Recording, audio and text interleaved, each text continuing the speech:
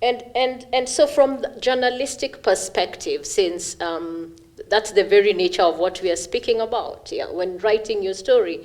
So when we look at ethics, ethics and legal issues in journalism and research, then it has to begin from the point of sourcing, from the very point of doing your research and sourcing for your story, and pre-publication and then publication. What are the processes that you're using in order for you to publish your story? So that means that if you followed the right procedure, then you really wouldn't have a problem with reporting on the retraction, making reference to what you had reported, because all along you have been reporting on the truth. That means you have been attributing that report to somebody. It isn't your report. And you have been indicating the processes that they used, right? You are reporting on the processes that they used, which were later on disputed by their own peers. So that takes us to what really we should be doing as journalists reporting on ethical issues. The essence of what ethics should be. It begins with accuracy and honesty and facts, right? You can't get the facts wrong and say that you're reporting ethically. So it just goes back to the basic tenets of journalism. You really must report right, and you really must attribute. You're not a scientist, you didn't get that data. So you really must tell us where you got that data and how those scientists got that data. How did they arrive at it? It's just a short description of the methodology. How did they arrive at that data? So that when it was retracted, it was the points being disputed were that the levels of reductions in the oceans were exaggerated. So then, when you're writing your retraction, then you would be going back and saying that this is what the scientists in that paper found, but further research indicated that that shouldn't have been the case. So it takes us just back to what the ethics in the processes should be. Okay, I don't know whether you can see what's on the screen. It's I want to get it from here. It's a bit.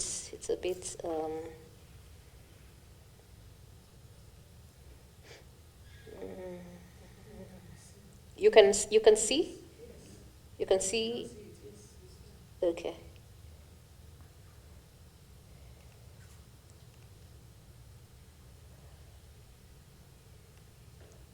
Yeah, all right. And since our so you would the process that we would use would be to then retract and report on the retraction. Why? That's because we are doing it in public interest. When we reported it to the public, which was the reason for the complaints anyway, they saw that the media was powerful, reported it, and then they complained. Then we should use the same channel to remember to just make the correction. That's because we are doing it in public interest. Then that way, the public will then be able to have more confidence in what we are reporting, in that we are not ashamed to report about a mistake when it happens. So ethics really means that we are looking at the good practices, the good conduct, accuracy in what we are doing. We are endeavoring to report on accurate things so that we enable the public to make a decision based on accurate issues. So for the accurate and legal issues, for the ethical issues in Kenyan journalism, we basically have, I felt like there's a cross-cutting ethical issues in research and also the ethical issues in journalism, because there are the issues of disclosure, there are the issues of of permission. You have to have permission to interview people. I feel like those issues are quite cross-cutting. And for journalism, we have something which we call a code of conduct. It's just telling journalists, and it's given to us by the regulator. So journalists are supposed to adhere to a code of conduct which stipulates what you are supposed to do when you're reporting and what you are not supposed to do. And the key issues usually include, confidentiality. I spoke about a story yesterday about a Nation reporter who did a very, very delicate story about an operation, gone awry at the Kenyatta National Hospital. So for that story, it really required a lot of confidentiality, really. It required a lot of confidentiality because as journalists, you're not supposed to reveal your sources, especially when you're doing an investigative piece, when you're doing a critical piece like that. You are not supposed to reveal your sources, putting them in danger. Can you imagine if that reporter revealed her source? And I think she was under a lot of pressure to do that, right? So confidentiality is an ethical matter in journalism. It is an ethical matter in journalism. It could make the difference between life and death. You could put your source. Your source could be fired from their job for revealing critical information, or they could even be killed. Depending on what's at stake for it. Then ethics also demands that you introduce yourself. When you're going to take people's pictures and you're going to interview people in the field, just tell us who you are, identify yourself, what are you doing, what's the story about, and where will it be published. Those ones are just basic things that will also allow you to avoid danger. Okay, so when we are looking at the ethical and legal issues in science reporting, we must remember accuracy as the foremost tenet. We must quote correctly. So when I spoke about the processes, I mean, was that interview even done in the first place?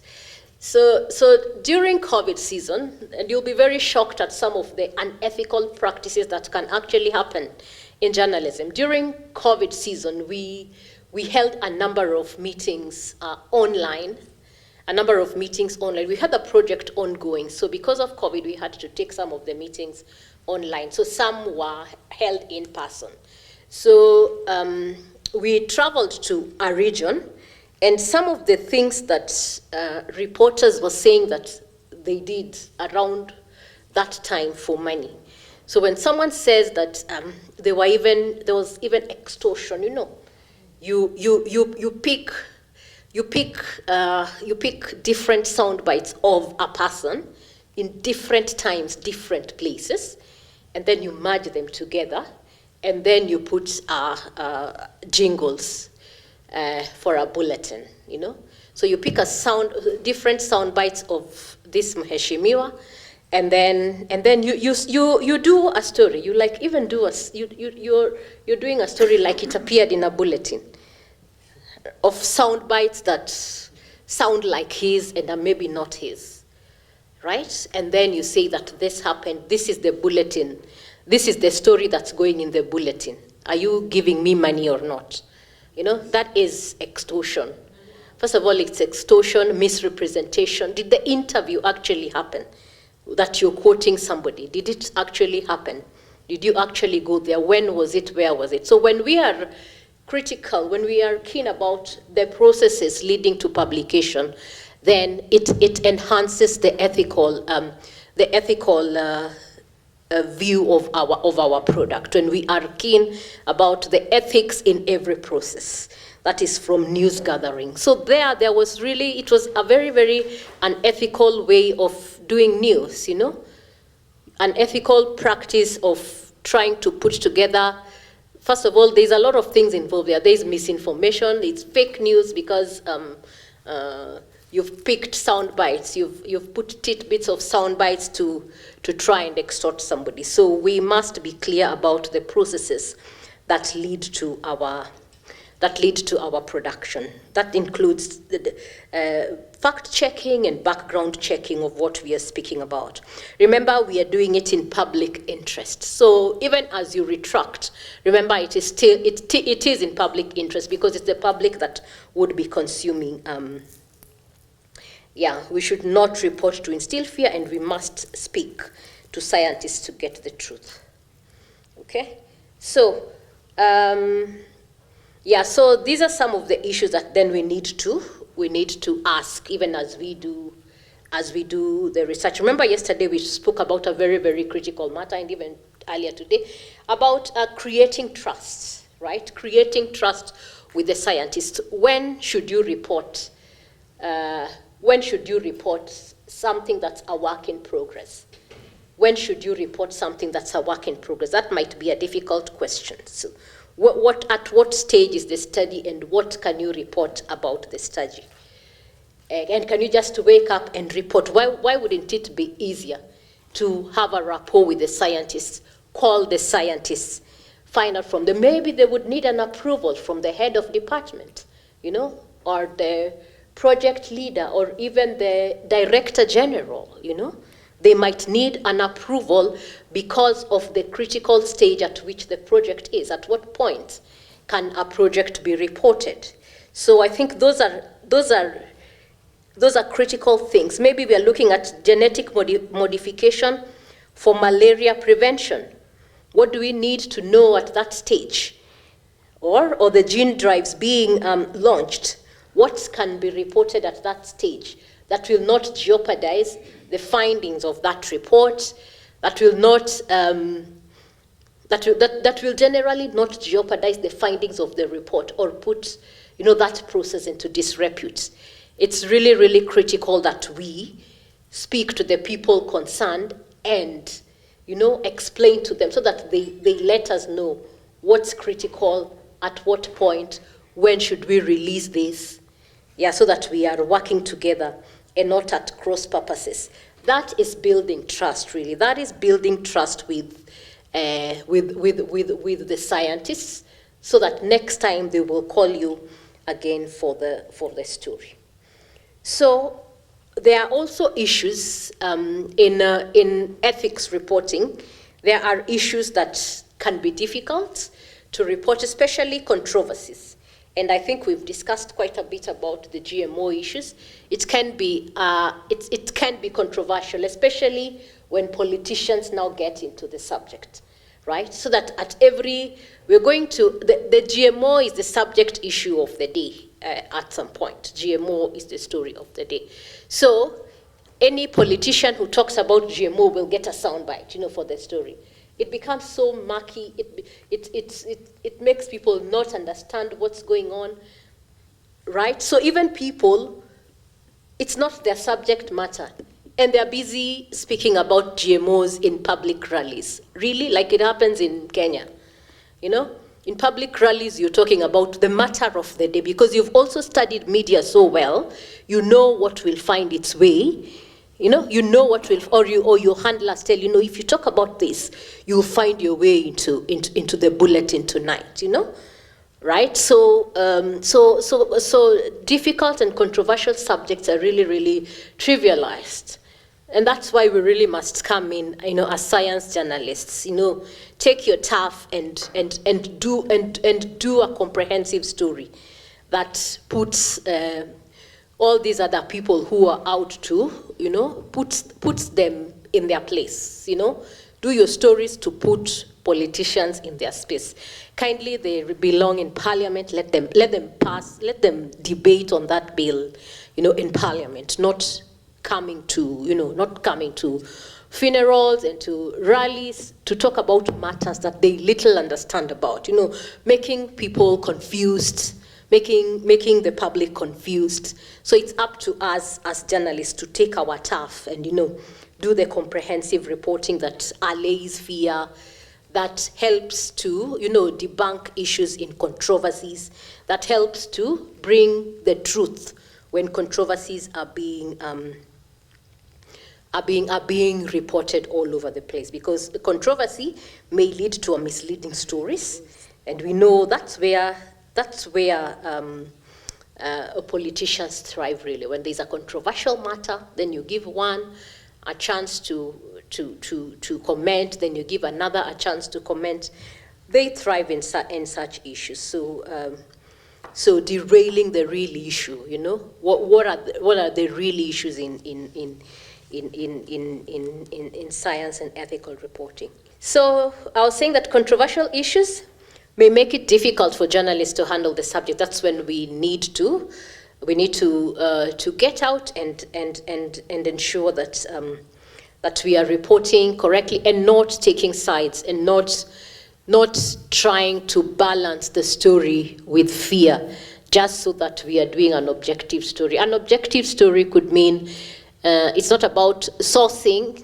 Okay, single sourcing is we should avoid single sourcing, but objectivity just means bringing more voices to the same story. It does not mean that now you go and really search for this fear monger of GMOs to come and balance your story. That is not objectivity. That is instilling fear. So we need to quote more from peer-reviewed journals. Peer-reviewed journals that are research that has gone through some rigorous process before it found its way into the journal. So, have I been moving? In ethical, so the ethical principles, there are some things that we need to do as we look at the ethics of in science reporting. We need to respect embargoes. When you're given an opportunity to write an embargoed story, I think that's a good thing. Me thinks that's a good thing, because we have moved from the point of trying to break news, right? I don't think there's anyone who nowadays breaks news. News is broken all over the place, on WhatsApp, on the social media platforms. I do not think we are in the business of breaking news anymore, really. Very, very minimally. We are not in the business of breaking news. People will be interested more in analysis. And I feel like embargoes are an invitation to allow you time to do your story well, allow you time to conduct interviews, allow you time to put an analytical piece, really. That's what I think embargoes are supposed to do. So let us respect. When the institution tells you embargoed until, they're just giving you time. I think they're just giving you time to do an analytical piece, to do interviews, which should be a good thing. Then, if we follow the ethical principles, then we will avoid fake news. We will avoid fake news if we follow the ethical principles in our reportage.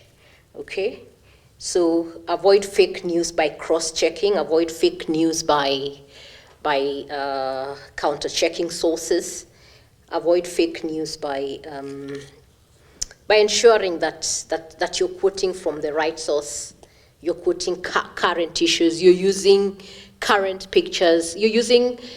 In another training, a researcher gave us the picture that is usually used very, very commonly when speaking about GMO. The picture of chickens being injected with a needle. You write a very good story, and then you pick a picture from wherever, from nowhere, and then you post it onto your story, as though it's. As though it should be illustrating your story. Your picture should be illustrative, right? It should let you know. It should point to what the story is talking about, really. So if we follow the rules of accuracy, reporting ethically, being more transparent in our news gathering and publishing processes, confidentiality, and avoiding misrepresentation, fairness and justice, and being diligent in reporting the truth, then we are looking at the ethics and the legal issues. Then when it comes to the legal issues, should you offend, right? Should you misquote? I think the fairest thing to do is to send an apology, right? Should you misquote or should you misrepresent? It's important to then send an apology. Send an apology referencing what was written yesterday, the misrepresentation, and then to human is to error. It could just be a mix-up in a picture. It could be a mix-up in a quote. Send an apology to avoid further implications such as defamation, to avoid being slapped with lawsuits. Right, thank you.